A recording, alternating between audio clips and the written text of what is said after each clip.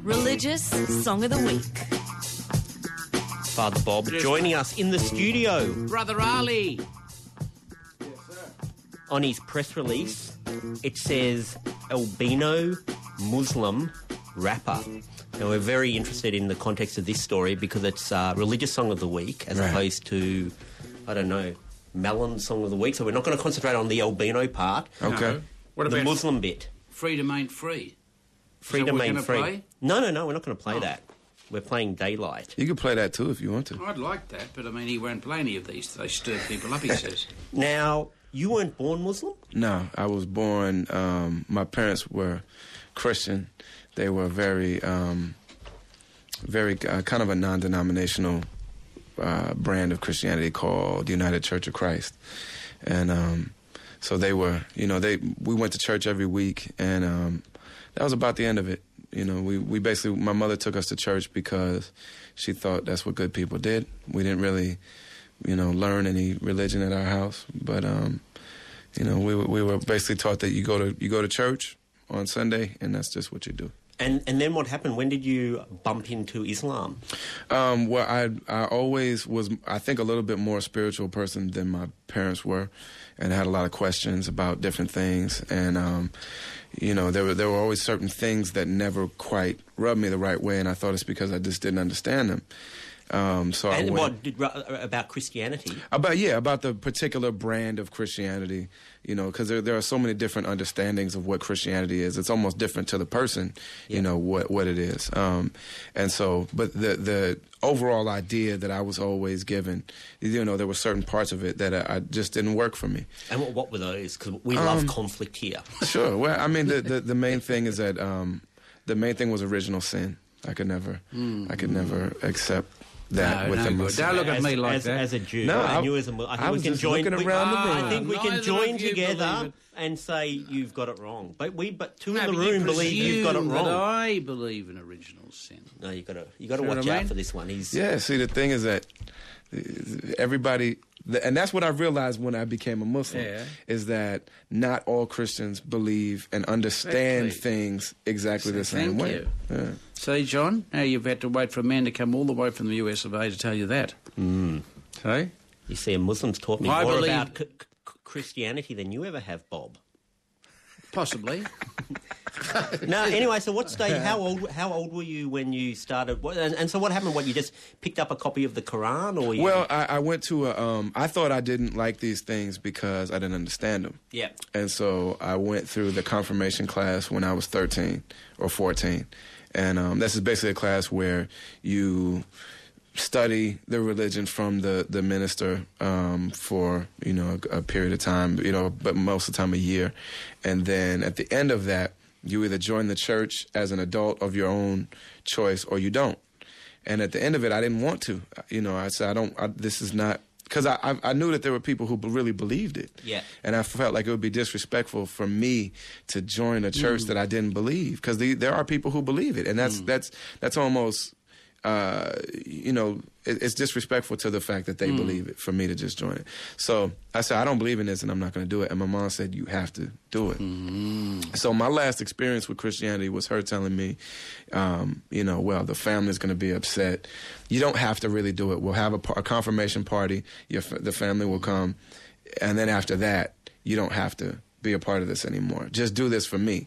Yeah. So that was my last experience with Christianity, and that's when I realized that my mother didn't even believe in it. You know what I mean? And later on in her life, she was going to see psychics, and she believed in reincarnation and much more Eastern things. Yeah. And and she was very mad at me for till she passed away that I became a Muslim and wasn't a Christian. And so, and what happened? You met another Muslim, or you? No, what I initially wanted to do was Muhammad Ali and Malcolm X were always really big heroes of mine growing up, and I thought that I knew what Islam was. Initially, what I was going to do is learn from all these different religions and kind of make my own mixture. Form a cult. That's a pretty good mission. Yeah, I think. well, I mean, I try to think big. Yes. So, I learned a little bit about, the Tao, and I learned a little bit about Hinduism, and I learned a little bit about Judaism, and I learned, but when I got to Islam, I really thought that I knew what Islam was. I thought that it was going to be very strict, very, dogmatic, very militant, very anti other religions and very kind of defensive. I know all about Islam because I've read the Public Enemy lyric sheets. Nation of Me and Hold Us Back and Fear of a Black Planet. So I know it all. That's a great way to do it. Yeah.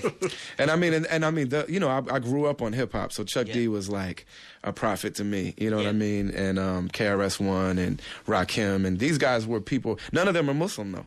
You know what I mean? It's interesting that they all were very inspired. So what's that whole thing of Nation of Islam? Do you not consider that Muslim? Because well, there's a variety of opinions about that. Basically, that just to explain to the audience, a lot of rappers, or I don't know a lot, but like they reference that they're part of Nation of Islam and the Nation of Islam was Louis Farrakhan. Or the 5% movement, which is a little bit different. Basically, the very short Cliff Note version of that story is that a lot of the people who were sold and stolen from Africa and became slaves in the United States were Muslim.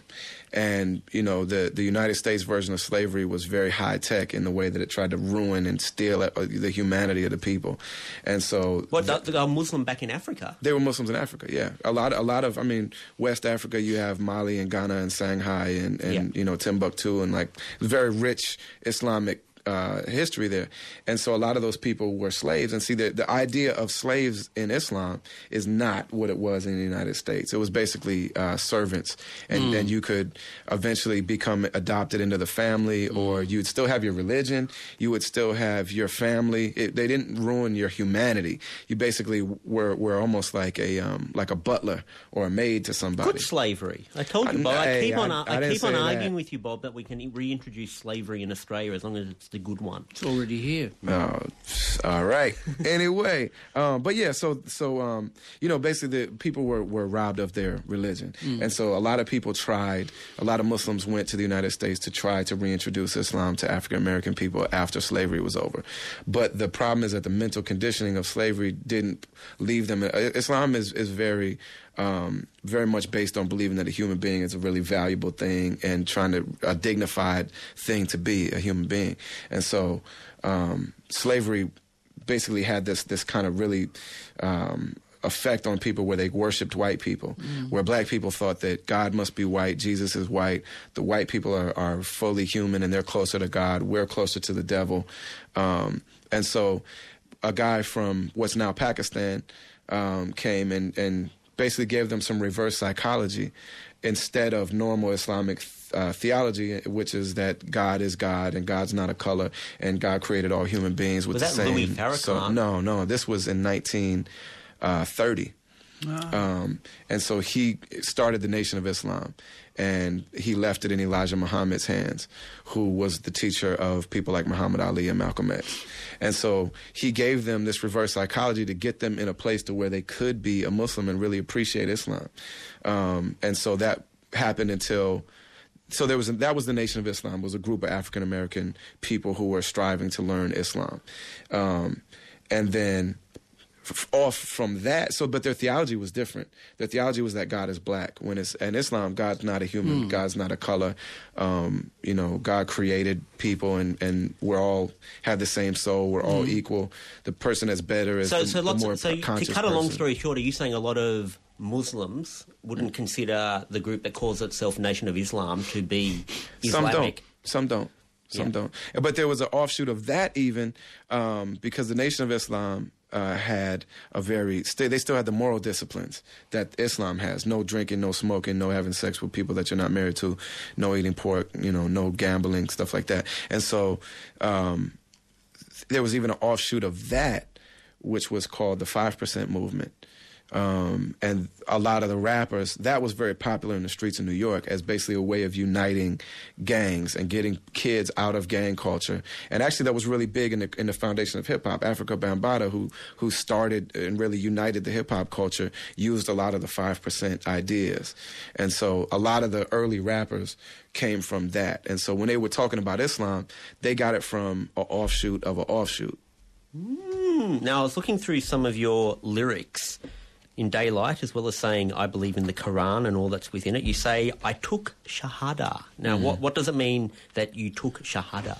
The Shahada is basically it's the statement of faith that you make when you want to be a Muslim, that separates you when you're saying, I'm not just somebody who's interested in Islam, not just somebody who likes Islam, but I want to be a Muslim. I want to identify as a Muslim. I want to be held to the standards of Muslims. I want to be, in the family, the Muslim family around the world, part of the Muslim community. And that's what your identity is from that point. And it just basically is declaring that you believe that there's no other God except for the one, and the one God that basically is the God that created all of us. It's the God that we all believe in. We say Allah, but I mean, Christians that live in Arab countries say Allah too. It just means the one God. It just means the one God.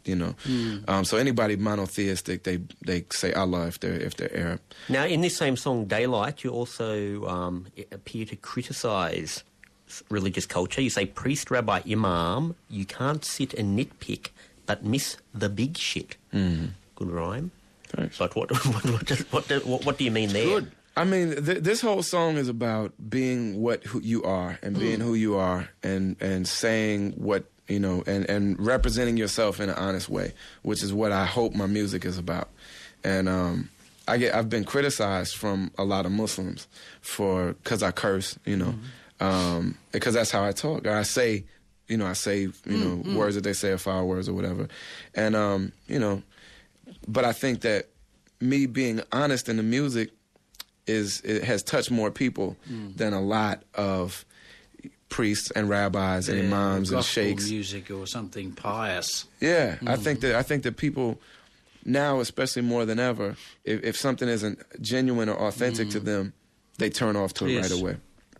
And I think that there's a big, people don't trust religion anymore because so many of us have gotten. I think it's because rather than be honest about it, using it as a tool to help all of us become what we know we should probably be, we use it as a tool to raise ourselves up over other people and push other people down. And so I think that's where we instead of being who we are, we pretend that we're so great, that we are Muhammad or we're Jesus, or and that everybody else, we judge everybody else. Now we're going to hear from your album, The Undisputed Truth, Daylight. Thank you very much for joining us, Brother Ali.